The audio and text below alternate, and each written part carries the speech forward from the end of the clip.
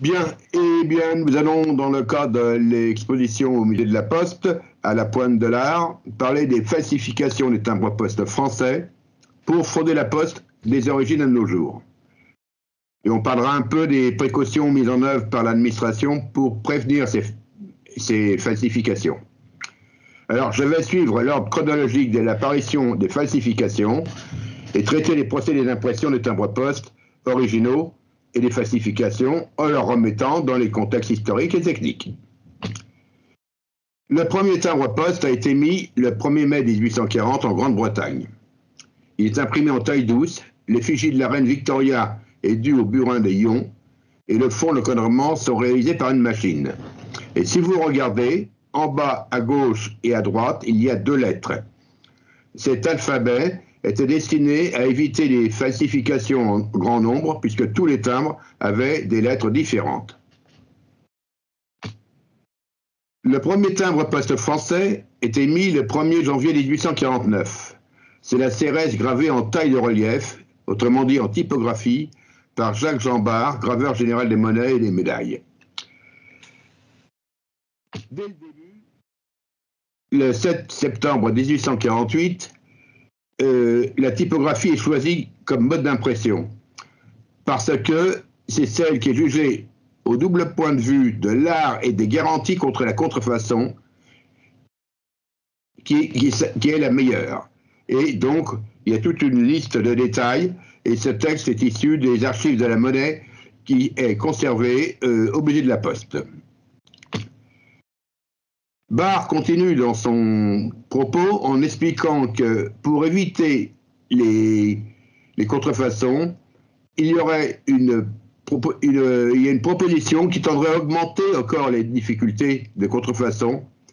Avant l'impression typographique, le papier pourrait recevoir et être déjà imprimé d'un réseau microscopique proposé par M. Grimpé, et ainsi de suite. Ce réseau microscopique est en fait une impression lithographique, théoriquement incolore. Mais, comme on le voit ici, cette impression n'est pas forcément très bien calée. En haut et à gauche, sur la paire, le bord de feuille à droite n'a pas reçu l'impression lithographique de sûreté. Et en bas, à droite, sur le timbre qui est agrandi au maximum, vous voyez très bien que le fond de sûreté ne couvre que les 2/3 de la surface. Mais l'administration, toujours très craintive, a demandé s'il était possible quand même de faire des faux. Et on s'est mis en rapport avec M. Lemercier, qui était un lithographe émérite de l'époque, en lui demandant de faire un faux du 20 centimes noir. Et ça, c'était déjà en avril 1949, donc 3 mois et demi après l'apparition du premier timbre.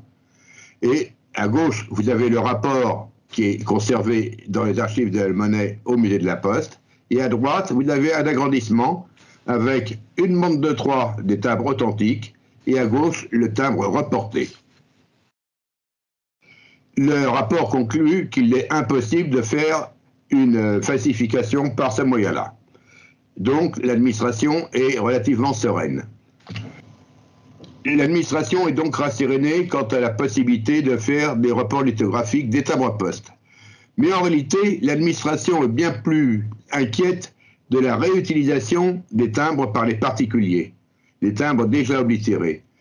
Et il y a une loi du 16 octobre 1849 qui implique d'une part le contrôle des postiers et d'autre part toute une procédure de façon à ce que tous les renseignements possibles concernant les lettres ayant des timbres altérés ou frauduleux soient transmis au procureur de la République. Et on connaît un certain nombre de cas de timbres qui ont ainsi été altérés. Ce sont les cas les plus fréquents, mais le cas que je vous présente ici est assez intéressant parce qu'en fait, la lettre qui était saisie portait un timbre que l'on voit à peine, mais qui est en bas à gauche, noir, alors qu'il n'existait pas de timbre à l'effigie de l'empereur en noir. Donc le cas a été soumis au directeur de la fabrication, M. Hulot, et qui a dit « ce n'est pas un timbre frauduleux, c'est pas possible, c'est un morceau de papier, c'est une épreuve d'une planche qui a servi comme ça, et il n'y a aucun risque de fraude de ce côté-là. » Donc tout est bien dans le meilleur des mondes. En 1870, Paris est isolé du reste de la France. Et c'est à Paris qu'on imprime les timbres-poste. La province nécessite d'avoir des timbres-poste pour affranchir le courrier, et l'on fait fabriquer les timbres à la monnaie de Bordeaux. Et vous avez sous les yeux 3 types différents du 20 centimes Bordeaux, on les appelle timbres Bordeaux, imprimés en lithographie. Comme vous pouvez le constater, la qualité n'est pas terrible, mais il faut dire que ça a été improvisé en moins d'un mois, que c'est en plein hiver à Bordeaux, avec un bon tiers de la France occupée. Donc c'est quand même magnifique. Mais la qualité étant telle, il se trouve qu'en avril 71, la direction du département de la Drôme se trouve confrontée avec des timbres qui lui paraissent curieux et fait tout un rapport en disant voilà, il y a des timbres qui sont pas bons, des timbres qui sont faux, et ainsi de suite. Et en réalité, le directeur des postes de la Drôme ne savait pas qu'il y avait 2 types de timbres et a considéré comme étant frauduleux un timbre qui était authentique. Ceci dit, ça n'a pas empêché que les petits faussaires se mettent à travailler de leur coin. C'est à Lyon, en Italie, à Marseille, à Morlaix, dans différentes villes de France, des faussaires ont reproduit les timbres originaux. On connaît un certain nombre de lettres et un certain nombre de timbres qui ont été saisis, et vous avez sous les yeux, à gauche, le timbre de Ponce et à droite, le timbre de Marseille. Et voici une lettre qui est circulée véritablement sans être saisie par la poste. Elle est partie de Marseille le 2 février 1871 et le timbre qui l'a franchi est un faux. Faux pour servir. En 1871, le tarif de la lettre change au 1er septembre et le tarif de la lettre devient 25 centimes. On utilise à l'époque donc des planches qui avaient déjà servi en 1850 pour imprimer ces timbres-poste. Très rapidement, car il y a urgence. Telle urgence que la qualité de l'impression ne va pas toujours être très égale. Ce qui va donner des idées, en particulier à un faussaire qui était à Oran, qui a fabriqué les timbres en lithographie, mais l'administration s'en est aperçue très rapidement, et vous avez sous les yeux 3 lettres qui ont été saisies, taxées pour timbres frauduleux, avec la mention loi du 16 octobre 1849. Ces lettres ne sont pas très communes, et ces faux ont été fabriqués à Oran. Oran, à l'époque, en Algérie, c'était considéré comme la France, c'était le territoire national. Il n'y avait pas de différence au point de vue administratif. En 1876, après la guerre de 70, il y a eu des tas de bouleversements politiques et on a décidé d'avoir une nouvelle vignette. C'est la paix et le commerce rayant sur le monde, dû au dessin de M. Sage. Les philatélistes l'appellent le type Sage. En 1878, il y a une importante réforme tarifaire et le tarif de la lettre simple est abaissé à 15 centimes. Et ce timbre va être imprimé pendant plus de 20 ans à des centaines de millions d'exemplaires régulièrement. Bien évidemment, la qualité de l'impression ne sera pas toujours au rendez-vous. Et un certain nombre de faux sont connus. On les dénomme d'après leurs origines géographiques. En haut à gauche, vous avez Paris. Le deuxième, c'est Belfort. Et les 2 autres à droite, c'est Châlons. Les 2 derniers sont relativement communs. Les 2 premiers sont très rares. Voici une lettre qui est passée par la poste, qui n'a pas été arrêtée, qui est affranchie avec un timbre de Châlons.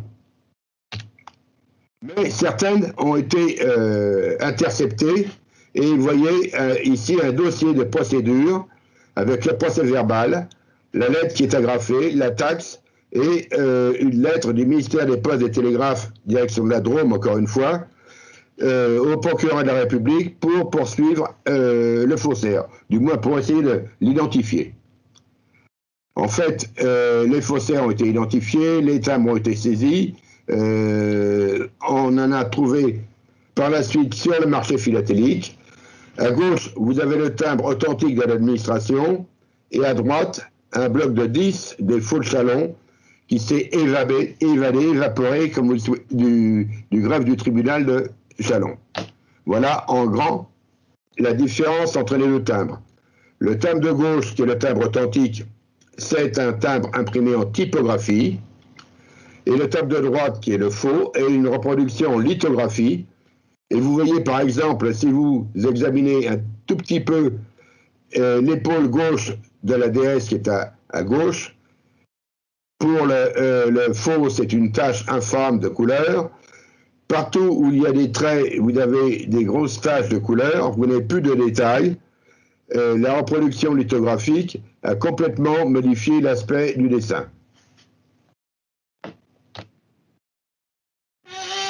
Jusqu'en 1907, on a à peu près la paix, il n'y a pas d'autres faux. Donc pendant une vingtaine d'années, on peut dire qu'il n'y a pas de faux pour servir. En 1907, le timbre de la lettre d'usage courant, le timbre courant, c'est la semeuse de M. Roty. Vous en avez un exemple ici, et la valeur d'affranchissement de la lettre est 10 centimes. C'est le tarif le plus bas qui ait jamais existé en France. À partir de cette époque-là, ne serait-ce qu'à cause de la guerre de 1914-1918, ces tarifs ont considérablement augmenté. Ce 10 centimes est imprimé évidemment à des milliards d'exemplaires, et là encore, il y a eu un certain nombre de faux. À gauche, le faux dit de Turin, à droite, le faux dit de Lorulot. Lorulot étant le nom du faussaire, qui a été évidemment attrapé par la justice et condamné. Vous voyez que la qualité du dessin n'a aucun rapport avec le timbre de l'administration qui est au milieu. Les lignes sont fines dans le timbre original, elles sont grossières dans les deux autres, les ombres sont des taches au lieu d'avoir des hachures, et ainsi de suite. Mais, malgré la piètre qualité, ces timbres-là, c'est un Lorulot, a bien circulé sur lettres, en l'occurrence ici une carte postale, sans qu'il y ait d'arrêt par la poste. Peu de temps après, en 1920, les tarifs postaux augmentent et la lettre simple est à 25 centimes. Voici donc une semeuse, 25 centimes semeuse, qui va affranchir pendant un certain nombre d'années la lettre simple d'usage courant. Et assez rapidement, 2-3 ans après, un faux va apparaître sur le marché. Le timbre de gauche est le timbre authentique, le timbre de droite est le timbre faux. La fraude est découverte à 10. 2 femmes sont appréhendées. Elle s'est interrogée par la police. Elle dénonce le faussaire, M. Joseph Paul, qui est le mari de la mère et le père de la fille, évidemment. Ce Joseph Paul est un graphiste qui habite Toulouse, et il était déjà connu dans les milieux philatéliques comme étant le fabricant de faux timbres pour tromper les collectionneurs. Donc il avait 2 casquettes en même temps, il fraudait la poste et il fraudait les collectionneurs. Voici à gauche une paire de sa fabrication, et à droite une lettre de 10 en 23, donc à la période où ça a été révélé au grand public, affranchi avec ce timbre faux. Seulement, un certain nombre de timbres neufs ont été retrouvés et récupérés par les philatélistes qui se sont dit que les timbres faux sur lettres, c'est quand même beaucoup mieux que neufs, et qui ont fait des fausses oblitérations sur des faux timbres. Donc là, c'est une lettre qui était fabriquée de A à Z pour tromper les philatélistes qui sont friands des faux pour servir sur lettres. En 1932, le type paie remplace un type semeuse qui date quand même de 1900. Et le timbre est le type Lawrence pour les philatélistes, du nom de celui qui l'a décidé. Il apparaît très rapidement un faux dit de Barcelone.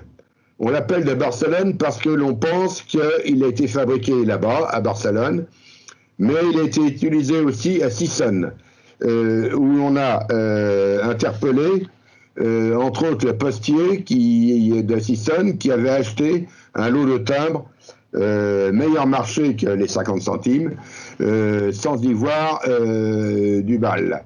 Et voici une lettre qui a été comble envoyée au directeur régional des PTT de Lille avec ce faux. Ça a fait d'ailleurs toute une histoire dans la grande presse, puisqu'on a trouvé 100 000 francs de faux timbres de 50 centimes. C'était donc une véritable industrie.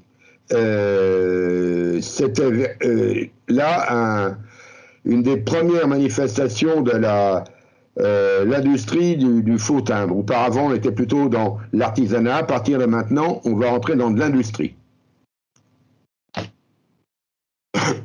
En 1937, il y a une grande exposition internationale à Paris et l'administration des postes décide de promouvoir cette exposition par une série de timbres.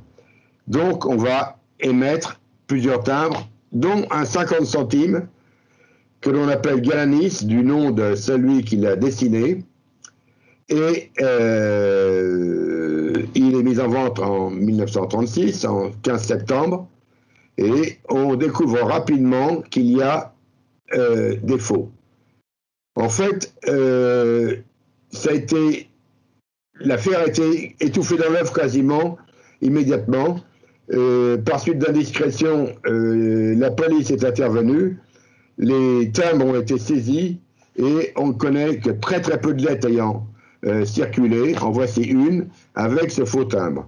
Il faut dire aussi que comme le timbre n'avait pas plu au public, il avait été retiré de la vente, donc déjà il y en avait beaucoup moins entre les mains du public pour affranchir le courrier. Après la guerre, en 1949 et non pas 1849, vous m'excuserez pour la faute de frappe, c'est le timbre à 15 francs Gandon qui est émis suite à une augmentation tarifaire.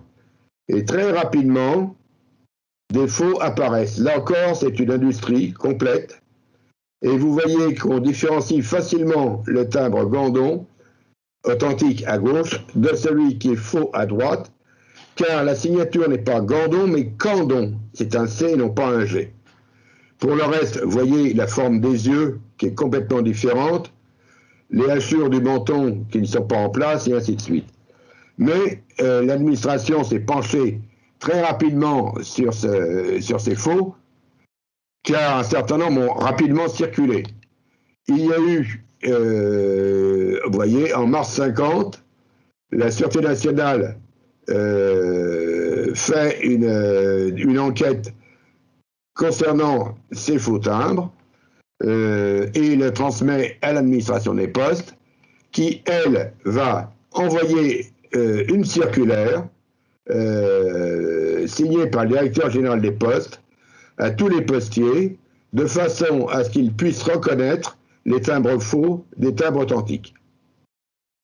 C'est vraiment la première fois où il y a une réaction aussi importante de l'administration des postes concernant des faux.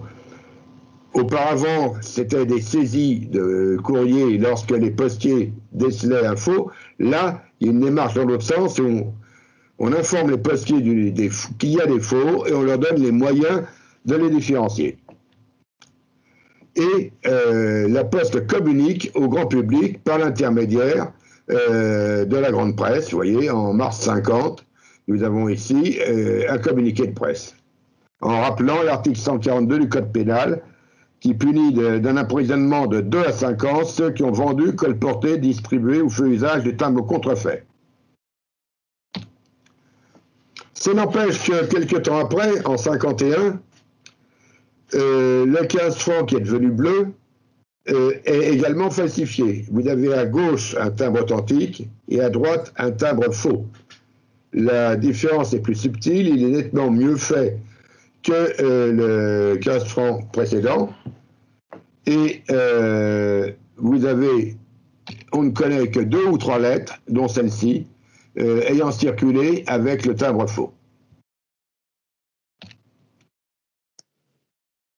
Nous sommes en 1961. Le ministre des Postes décide de modifier complètement le timbre d'usage courant et demande à Cocteau de décider un timbre poste. À l'occasion, on utilise une technique d'impression nouvelle pour les timbres d'usage courant, c'est la taille douce 6 couleurs. Vous avez sur ce timbre 2 couleurs, une en rouge qui est une taille douce reportée et une en bleu qui est une taille douce directe. C'est le seul timbre d'usage courant qui sera d'ailleurs imprimé par ce procédé car il revenait assez cher. On va donc repasser à la taille douce monochrome. Et vous avez ici le timbre de Becquet, à gauche l'authentique et à droite le faux. Et les faux sont apparus très rapidement, même s'ils n'ont été diffusés qu'un peu plus tardivement. Et l'on voit très nettement la différence entre le timbre de gauche, où le fond est quadrillé, c'est une succession de petits carrés, et à droite, c'est un aplat. Le timbre de gauche authentique est imprimé en taille douce, celui qui est à droite est imprimé en offset. À l'époque, l'offset a pris de l'importance dans les imprimeries, et c'est véritablement la technique d'impression qui va se diffuser le plus et va remplacer toutes les autres. Donc, pour un imprimeur, il est facile de reproduire un timbre-poste, on fait un cliché et on peut faire les feuilles. Ce timbre a servi, malgré la dentelure qui est véritablement de mauvaise qualité, il a servi en 1974-75, curieusement, après l'usage du tarif à 50 centimes. On va passer maintenant à la Marianne de Brillat, qui est la Marianne qui a été décidée par le président Mitterrand à l'époque. Ce timbre est imprimé en taille douce et vous en avez un exemplaire sous les yeux. Et très très rapidement, on va avoir des faux. Le timbre existe en plusieurs présentations, c'est-à-dire avec des dents comme vous l'avez vu tout à l'heure, et ici en autocollant dans les carnets. Ça évite d'avoir à faire une dentelure.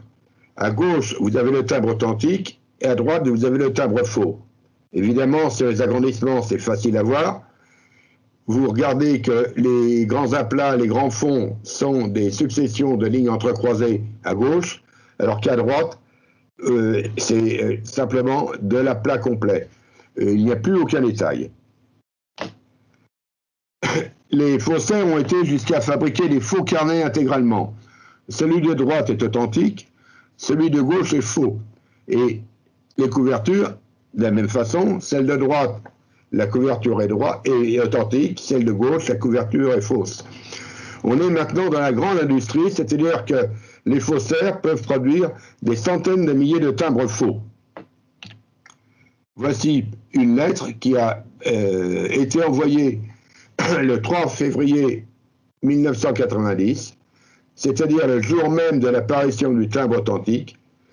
Les timbres faux ont été fabriqués avant l'émission du timbre authentique. Il va y avoir un nombre important de falsifications qui vont se succéder. Et cette inflation des falsifications va véritablement prendre une très grande importance, puisque ceci est extrait d'un journal quotidien qui relate que l'on a trouvé 120 000 timbres faux. C'était un envoi chronopost. On est vraiment dans la grosse industrie. Ça a été évidemment saisi. Les timbres ont été détruits. Et ceci, c'était en 2010. Là, ce sont les douanes qui ont saisi des timbres à Lyon, à l'aéroport de Lyon. Il y avait pour 62 000 €. Comme la première fois, c'est les timbres qui sont imprimés, fabriqués en Chine. Il y a tout un réseau mafieux qui fabrique des timbres français, entre autres, et les envoie sur place pour certainement financer des entreprises peu recommandables. Et il y a des saisies assez régulières de ce genre de choses. Voilà, encore une saisie là, pour ce timbre-là. 200 000 faux timbres, et fabriqués en Chine. Là, le destinataire a été attrapé, il était connu comme étant un faussaire, un escroc, et il faisait fabriquer les faux en Chine et se faisait livrer par la poste.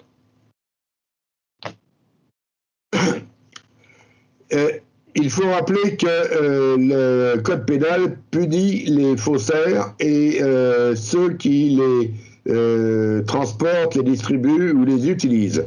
Mais je ne suis pas sûr que la loi soit appliquée dans toute sa rigueur lorsqu'il y a des saisies de timbres-poste. Alors, que faire pour éviter les contrefaçons? Là, vous avez sous les yeux un billet de banque. Vous savez tous que les billets de banque sont, comment dirais-je, hautement sécurisés, qu'il y a des tas de points de repère, qu'il y a des zones qui sont visibles aux rayons ultraviolets, d'autres, et ainsi de suite. Ce qui est possible de faire pour les billets n'est pas possible de le faire pour les timbres-poste. Ça serait trop cher, ça coûterait trop cher, et malgré les précautions sur les billets de banque, il y a des quantités de billets de banque falsifiés qui circulent. Alors, on peut se demander comment on peut arriver à éviter la prolifération des falsifications. Il y a deux pistes peut-être à creuser. La première, c'est les techniques utilisées pour fabriquer les timbres-poste, éviter des dessins qui soient trop facilement reproductibles, éviter des couleurs avec des grands aplats qui se prêtent bien à leur production par l'offset. Et la deuxième, c'est le contrôle de la distribution. Actuellement, les buralistes peuvent se fournir comme ils veulent, où ils veulent pour revendre les timbres à leurs clients. Rien n'empêche des buralistes un peu scrupuleux de racheter des timbres en dessous de la valeur faciale, de façon à les vendre à leurs clients en ayant un bénéfice plus important. À partir du moment où il n'y a pas de contrôle de la distribution, c'est difficile d'éviter les tentations. D'autant plus que l'on sait que la fabrication est une chose relativement facile à faire. Voilà. Je suis à votre disposition. Écoutez, merci beaucoup pour cette présentation très complète. C'est vrai qu'il y a visiblement, enfin, le côté très international du trafic m'a surpris pour ma part, et c'est assez fascinant d'apprendre l'existence de ce genre de choses. Alors, est-ce qu'il y a des questions, peut-être éventuellement? N'hésitez pas à interagir dans le chat. N'y a-t-il pas moyen de lutter contre la falsification par la dentelure? Oui, la dentelure est la pierre d'achoppement du faussaire, c'est évident. Mais à partir du moment où l'administration fournit des timbres non dentelés dans les carnets, les faussaires font des timbres de carnets faux, donc sans dentelure. Donc, écoutez, très bien. Donc, si je vous résume, effectivement, on se calque sur le mode de production de l'industrie en tant que faussaire et puis tout roule. Exactement. Okay. D'autant plus que le coût de fabrication dans des pays exotiques est infime. Donc, même si un timbre, je dis, à 2 € est vendu 2 €, qui est fabriqué pour 10 centimes sur place, la marge est confortable. Une autre question qui vous est posée, qui en général détecte la contrefaçon? Alors, il y a deux endroits où c'est détecté. Premièrement, à l'arrivée en douane. Là, on a vu à Lyon, il y a eu aussi un cas à Roissy où ce sont les douanes qui font leur travail, soit parce qu'ils ont été avisés, soit parce qu'ils ont un sens pratique développé. Et le deuxième, c'est tout bêtement la poste. Les postiers, lorsque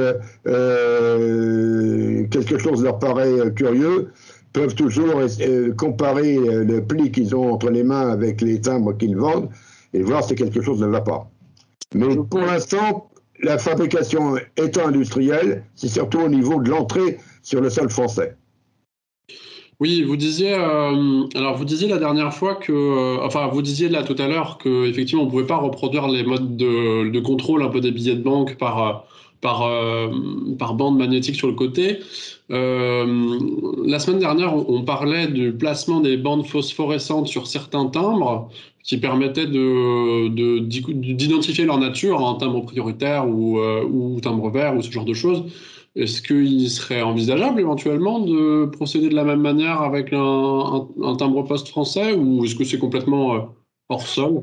Alors, ça serait trop compliqué à mon sens, puisque les bandes phosphorescentes sont au départ faites pour le tri, la discrimination des plis et ainsi de suite, et non pas pour l'authenticité.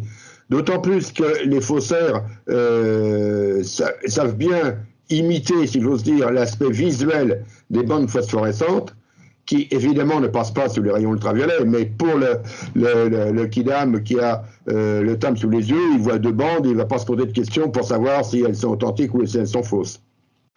Alors, une autre question, est-ce qu'il y a des faux de la Marianne actuelle? Pour l'instant, pas vu. Mais attendons un peu. Peut-être, mais on ne sait pas. Très bien. Enfin, pas vu, chose probante, parce que le problème est le suivant, si vous voulez, en matière de... Il y a deux aspects. Il y a les faux pour tromper la poste, qui est le cœur de notre sujet, et puis il y a les philatélistes de l'autre côté. Les philatélistes aiment bien collectionner aussi les faux pour tromper la poste. Et on en arrive à ce que des philatélistes font des faux. Ah oui, je vois. Ah oui, c'est une mise en abîme intéressante là. On commence Exactement. Donc, il y a pour les collectionneurs de timbres faux pour tromper la poste le risque de se retrouver avec des falsifications au carré, si j'ose dire, de timbres qui n'ont jamais été fabriqués faux pour tromper la poste, mais pour tromper les collectionneurs. Ça devient quasiment performatif comme démarche. Voilà, tout à fait. Une autre question, on a plein de questions ce soir, c'est intéressant aussi. Les Chinois fabriquent-ils des timbres d'usage courant étranger? Et d'ailleurs, ça redonde avec une question que je me posais moi-même pendant votre intervention, qui était, quid finalement, est-ce que le timbre-poste français est seule victime de ces démarches de faussaires? J'imagine que non. Non, je vous dirais, je n'ai pas étudié spécialement les autres pays, mais je sais par exemple que le Canada a eu à subir de nombreux faux pour servir. Alors, savoir où ils ont été fabriqués, je ne sais pas, je n'ai pas étudié la question. Mais il faut savoir que les faux pour servir, c'est ancien. Les premiers timbres espagnols qui datent de 1850, les Espagnols étaient obligés de changer leur série tous les ans parce qu'à chaque série, il y avait des faux. Travail actif des faussaires internationaux finalement, ils ne sont jamais en reste. Non. C'est vrai, ils peuvent gagner de l'argent facilement et ils ne prennent pas de risques. Oui. Hein, en Chine, le faussaire, avant qu'on l'attrape. J'imagine que la lutte contre le crime doit être excessivement difficile en termes d'identification des circuits de production et des moyens d'action contre des gens à l'étranger. Ça doit être abominablement compliqué. Est-ce qu'il y a des unités spécialistes de la police française sur la question du faux philatélique? Alors du faux, je le sais évidemment. Mais ça rentre un peu dans le même cadre, ne serait-ce que par l'Union postale universelle, l'UPU, qui a quand même un certain poids. Là, il y a dans un des cas récents que je vous ai présenté, c'est les Chinois qui ont alerté les Français en disant attention, il y a un problème. Mais vu le matériel à utiliser pour fabriquer, qui est maintenant, je dirais presque du matériel très très commun, on peut imprimer pendant 8 jours dans un endroit, démonter, aller à 8000 km et en faire d'autres, et ainsi de suite, ou à 800 km. Donc, la fabrication est beaucoup plus facile maintenant, ce qui n'était pas le cas il y a 40 ans ou 50 ans. Oui. Oui, parce qu'il y avait vraiment quelque part une technicité. Là, aujourd'hui, le caractère industriel prend un peu la main, peut-être. Tout à fait. Maintenant, des scanners, tout le monde en a, ou quasiment. Donc avant, c'était les reproductions photographiques avec toute la chaîne de travail, tandis qu'un scanner, c'est facile. Des imprimantes, il y a des imprimantes de qualité qui valent quelques dizaines de milliers d'euros. C'est fini, je veux dire, on est dans un domaine artisanal, mais à grande échelle. Artisanal par la technique et à grande échelle parce que la production peut être énorme. Je vois. Alors, il y a quelques questions qui arrivent avant celle-là, mais je vais quand même la prendre en priorité parce que quelque part, elle me semble être dans le sujet qu'on est en train de traiter. Est-ce que la taille douce est la technique qui est la plus difficile à contrefaire et donc par là même une parade, pourquoi pas, éventuelle? Tout à fait, c'est exact. Mais le problème de taille douce, il est double. Premièrement, il faudrait que les gens sachent reconnaître la taille douce. C'est vrai. Bon, et deuxièmement, tout dépend comment on l'utilise. Refaire un faux de la Marianne de Cocteau est assez difficile. Par contre, lorsqu'on a des grands aplats comme les timbres modernes récents, le Bria ou le Becquet, avec ces grands aplats, la taille douce n'a plus sa véritable raison d'être, si vous voulez. Puisque avec la taille douce, on veut faire des aplats, ce qui n'est pas le but de la taille douce. La taille douce, c'est des lignes entrecroisées, c'est des lignes fines, c'est du volume. Là, on est dans une approche différente. Il y a peut-être 2 raisons. La première, c'est qu'on sélectionne sans doute trop facilement des schémas qui ne correspondent pas forcément à la possibilité de l'atelier de Saint-Bropost, de Périgueux, ce qui leur pose parfois des problèmes. Et d'autre part, que l'on s'attache à des questions d'esthétique qui ne devraient peut-être pas être primordiales dans ce cas-là, si on veut véritablement avoir un produit qui soit non falsifiable. Oui, la sécurité finalement prévaudrait sur le côté artistique, ce qui est voilà. exactement ce que l'on recherche. J'entends bien. Je remonte un peu le fil des questions pour revenir un petit peu en arrière. Une autre question, y a-t-il de la contrefaçon sur les timbres d'usage courant ou aussi sur les timbres du programme philatélique? Non, sur le programme philatélique, il n'y a pas de... Non, le timbre d'usage courant, l'intérêt, c'est qu'on peut en tirer 100 000, 500 000 ou 1 million et les vendre en dessous de la valeur faciale à des gens qui vont les écouler. Sur le programme philatélique, il n'y a pas les mêmes débouchés. Bien sûr. Et alors, du coup, moi aussi, une question que je me posais en vous écoutant, l'existence de ces réseaux, finalement, oui, c'est ça, quels sont les débouchés? Vous parliez des buralistes tout à l'heure, mais est-ce qu'il existe d'autres manières d'écouler d'une planche de faux timbre, par exemple? Vous savez, ils se vendent bien les fausses cigarettes. Oui, c'est pas faux. C'est à peu près le même système. Hein. Si vous devez 1 000 € à quelqu'un et que vous lui donnez pour 1 000 € de timbre, et qu'il en a un usage, et si à vous il ne coûte que 500 €, vous avez gagné 500 €. C'est pas faux. Et en même temps, oui, mais c'est vrai qu'on soupçonne peut-être pas forcément le caractère, on va dire, agressivement utile de ce type de falsification. Vous parliez de la fausse cigarette, c'est vrai qu'on a tendance à se dire au moins on peut la vendre dans des circuits plus ou moins frauduleux dans la rue. J'imagine mal, voyez, la vente sous le manteau de plaques de timbre, mais bon. C'est peut-être pas dans la rue et c'est peut-être pas sous le manteau, mais il y a certainement d'autres filières, si j'ose dire. Alors, je reprends. On nous pose la question, y a-t-il des faux timbres exposés au musée de la contrefaçon? Oui, il y a dû y avoir une exposition qui a eu lieu dans les années 1950 où ils avaient exposé un certain nombre de choses. Maintenant, je ne connais pas le musée, je n'ai pas visité, donc je ne peux pas dire si c'est en exposition permanente, dans leur réserve, et s'ils ont d'autres choses. Je ne peux pas vous dire. Très bien, Peut-être, pourquoi pas réfléchir à la question, oui. Si j'ai des collègues du musée, peut-être une exposition sur la question, le faux timbre à travers l'histoire, ça peut être intéressant. Alors, nous avons finalement une dernière question qui m'a l'air d'être double. Je vais la lire en même temps et la découvrir en même temps que vous. Le faussaire Jean Sperati voulait tromper les experts, les mettre au défi et de reconnaître les faux. Il nous disait que son intérêt n'était pas financier, mais comment les experts ont-ils défendu leur profession et progressé dans leur savoir-faire? Quelle confiance peut-on avoir aujourd'hui dans un négociant professionnel? Une double question, comme je vous disais. Peut-être on traite la première. Comment les experts ont-ils défendu leur profession? On va recommencer dès le début. Monsieur Desperati n'a pas été un faussaire pour montrer l'incompétence des experts. Monsieur Desperati est un faussaire pour voler les gens.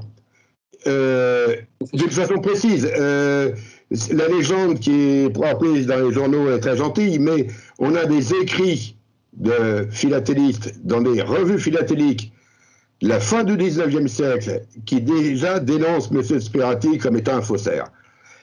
Donc les Sperati, c'était une famille de faussaires qui ont œuvré pendant quelques décennies. Jean Desperati est venu en France. Il a commencé très certainement à faire des faux dans les années 30. Et il n'a été pris qu'à cause de sa bêtise infâme. Oui, les timbres qu'il avait envoyés ont été saisis pendant la guerre, puisqu'il y avait un contrôle d'échange. On lui a demandé de payer les droits de douane, qu'il a refusé de payer en disant les timbres sont pas authentiques, c'est moi qui les ai faits. Ah oui, c'est dommage. S'il avait simplement payé les droits de douane. Oui, c'est dommage de se faire prendre sur des questions comme ça, c'est sûr. Voilà. Donc, M. Desperati a un pourfendeur de la vérité. C'est la légende qu'il s'est forgée. C'est la légende qu'on lui forge régulièrement. J'ai un dossier très important sur la question, avec des lettres de Sperati. M. Sperati était un escroc à la petite semaine. Très bien. C'est retransmis, je pense. Et alors, du coup, les questions qui s'en suivent, comment les experts ont-ils défendu leur profession et progressé dans leur savoir-faire aujourd'hui? Eh bien, un expert doit progresser tout le temps. C'est vrai. Pas spécialement aujourd'hui, pas spécialement en 1950 de l'affaire Sperati. Si on n'a pas une veille technologique, comme l'on dit dans l'industrie ou dans la recherche, on va se faire dépasser par des nouveaux produits, par des nouvelles techniques, par des nouveaux matériaux, par des nouveaux procédés. Donc, il faut être tout le temps au courant de ce qui se passe. Je vois. Et donc, du coup, ça pose aussi quelque part un peu, et d'ailleurs c'est la suite de la question de notre invité, la confiance aujourd'hui qu'on peut avoir dans des négociants professionnels qui eux-mêmes n'ont peut-être pas fait ce travail de veille et sont peut-être aussi victimes enfin, la question en creux, j'imagine, c'est aujourd'hui quelle est la proportion un petit peu de faux qu'il pourrait y avoir dans des réseaux de négociants? Je suppose, hein, en lisant la question. C'est assez difficile de vous répondre à une question aussi large, parce que d'une part, n'importe qui peut se mettre négociant en timbre poste. Il n'y a pas de qualification. Si vous voulez être coiffeur, vous devez avoir un diplôme. Si vous voulez être boucher aussi, mais si vous voulez être marchand de timbre poste, vous n'avez pas besoin. Ça, c'est le premier point. Le titre d'expert n'est pas protégé, il suffit d'aller faire imprimer des cartes de visite. Donc, le deuxième point, oui, voilà. Donc, vous avez déjà une partie de la réponse, si j'ose dire. Et de le faire soi-même. Si on fait des timbres postes, on peut se faire des cartes de visite aussi. Exactement. Avec une bonne imprimante. Donc, en fait, on ne peut faire confiance qu'aux gens qu'en fonction de leur honnêteté, de leurs compétences. Et ça, c'est l'expérience, la renommée qui permettent de sélectionner ceux à qui on peut faire confiance et surtout ceux à qui on ne peut pas faire confiance. Il y a des grands noms Non, je ne vous demanderai pas de... Je retire ma question. Mais, alors, question suivante. Est-ce que la Chine utilise des marques fluorescentes sur ses timbres d'usage courant comme lutte anti-fraude? Je ne sais pas. Je ne sais pas. Ok. Je ne sais pas. Les bandes fluorescentes, je répète, n'ont jamais été des marques anti-fraude. C'était des marques d'abord pour sélectionner, redresser les lettres, ensuite sélectionner les tarifs. Hein. Deux bandes, c'est le tarif urgent, une bande, c'est le tarif lent. hein. Donc, il n'y a jamais eu l'utilisation de ces bandes pour ce faire. Très bien, très bien. Oui, on rappelle effectivement que la bande fluorescente n'est pas un procédé est un procédé de tri, mais pas du tout de sécurité en aucun cas, hein. C'est la question qui est vraie, qu'on a posée un petit peu Ah, ce n'est pas une question, mais une affirmation, dit-il, notre invité. La Chine utilise des marques fluorescentes sur ses timbres d'usage courant comme lutte antifraude. Donc c'est vrai qu'on disait en préalable qu'on ne savait pas, et notre invité nous répond qu'en fait, eux sont passés quelque part à l'étape d'après, c'est que la bande fluorescente n'est plus seulement tri, mais devient un process de sécurité. Vous me direz dans le chat si je dis n'importe quoi, ou si j'ai bien interprété les propos. Ok, alors, une question, une vraie, ceci dit, est-ce que des exemples de peines... est-ce qu'on a aujourd'hui des exemples un peu célèbres de peines infligées à des faussaires de timbres?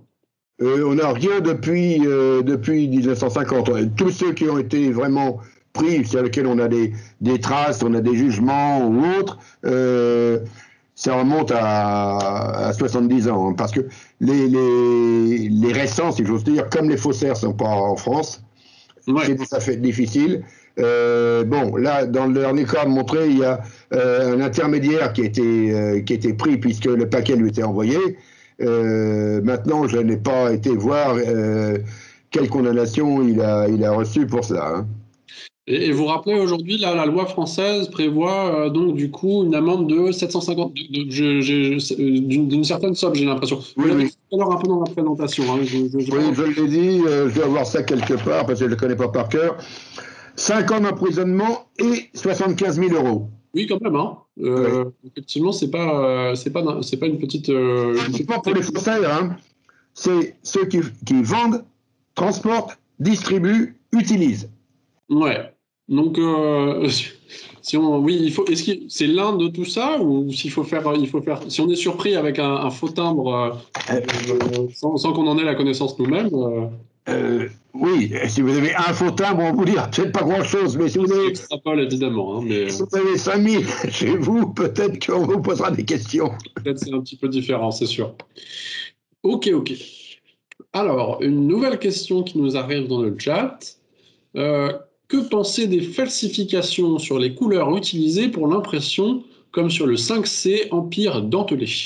Ça, c'est une question précise. Le 5 centimes Empire. Les falsifications. Oui, mais là, on n'est pas dans la falsification pour tromper la poste, on est dans celle pour tromper les collectionneurs. Ouais.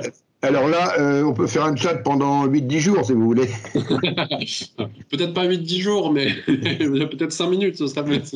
Non, c'est un tout autre sujet. Hein, c'est un tout autre sujet. Oui. Les modifications des couleurs, effectivement, c'est fait pour tromper les collectionneurs.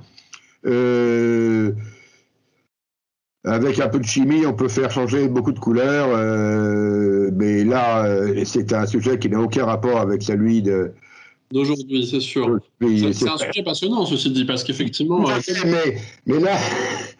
Là, c'est des heures, on est d'accord. Voilà. Oui.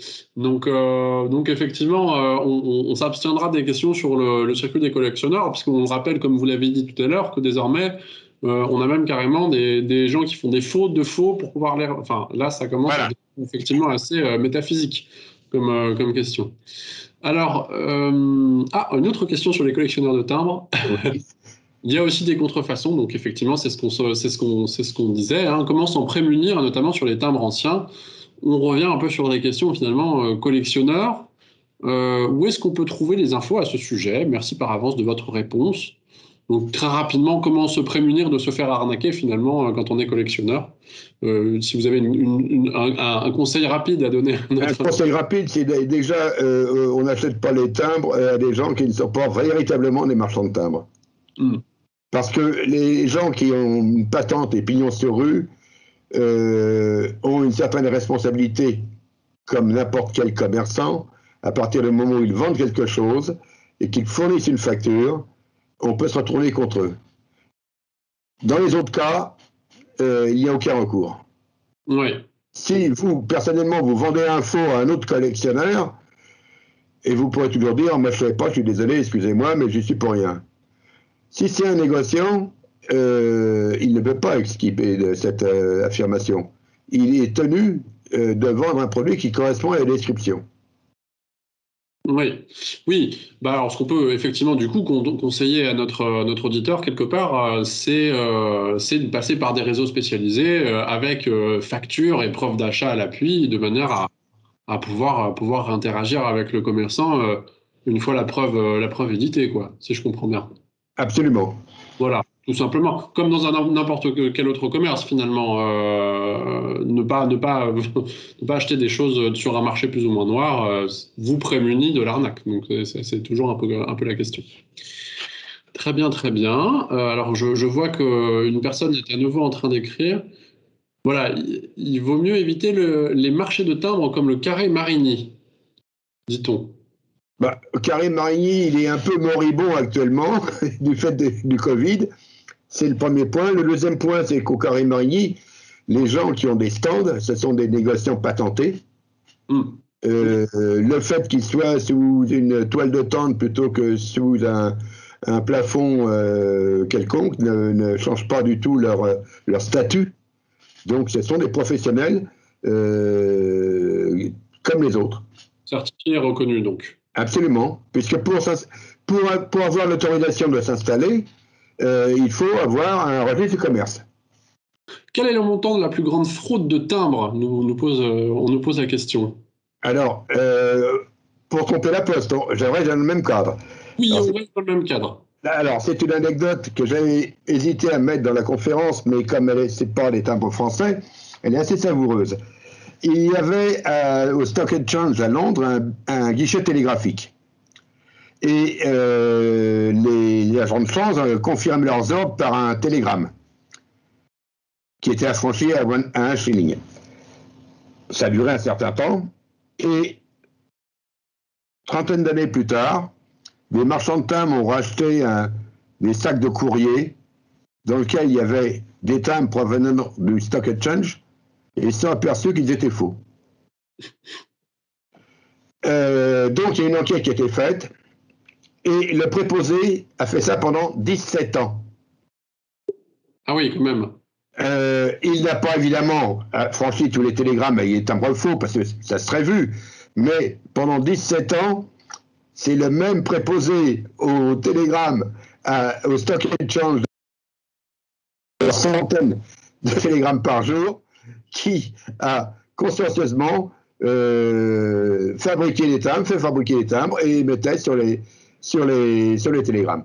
Alors, ah oui, d'accord. Récupéré 30 ans plus tard par les philatélistes qui se sont dit c'est quoi cette histoire, c'est pas possible, les timbres sont faux. Ils ont posé des questions et c'est remonté jusqu'à. Alors, il paraîtrait qu'on aurait retrouvé le nom de l'individu, mais il était un peu tard. Ah oui, c'est-à-dire que la personne n'a même pas été identifiée au moment T. C'est arrivé. Non, puisque je crois c'était dans les années 80, 1880, et que les timbres ont été découverts vers 1920. Oui, d'accord, ok. Ah bah dis donc, ça c'est oui, c'est intéressant. Donc une belle escroquerie de 17 ans, hein, finalement. Ah, oui. C'est sans doute la plus belle, et il devait faire ça tranquillement dans son petit coin. il était à la fois percepteur et contrôleur, donc il avait...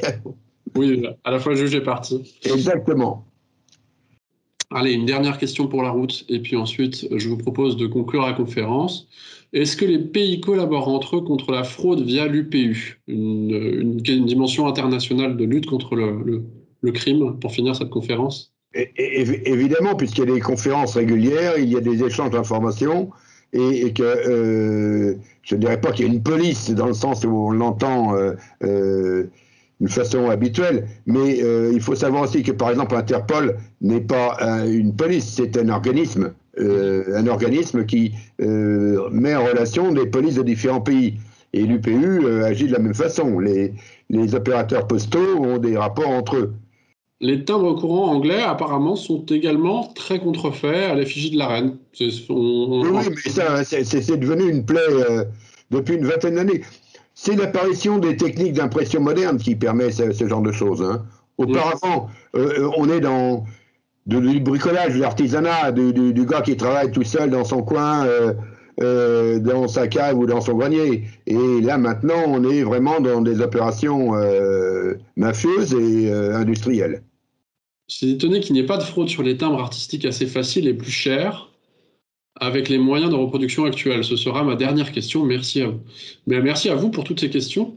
Mais alors, du coup, effectivement, ça rejoint un petit peu ça. Effectivement, l'idée de falsifier les timbres plus chers n'est, si je comprends bien, hein, si j'ai bien compris nos échanges, est moins intéressante pour un faussaire dans le sens où on ne peut pas faire de la masse. Mais peut-être ça veut dire qu'elle n'existe pas. Peut-être que ça existe à la marge. Je ne sais pas. Donc, en fait, si vous voulez, prenons un exemple, les billets de banque, ceux qui sont falsifiés, c'est les 10, 20 euros. C'est ceux qui sont en grand nombre.